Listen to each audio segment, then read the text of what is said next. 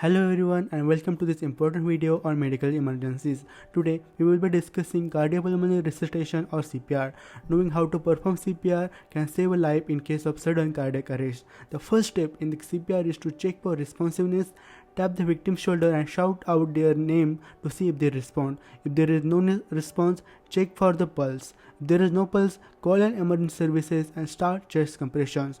Place the heel of your hand on the center of the chest and interlock your fingers and then push hard and fast. Around 100 compression per minute.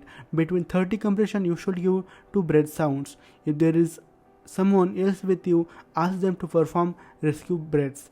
Tilt the head back and lift the chin, then give 2 breaths, making sure the chest rises with each breath. Continuing compression and breaths until emergency service arrive.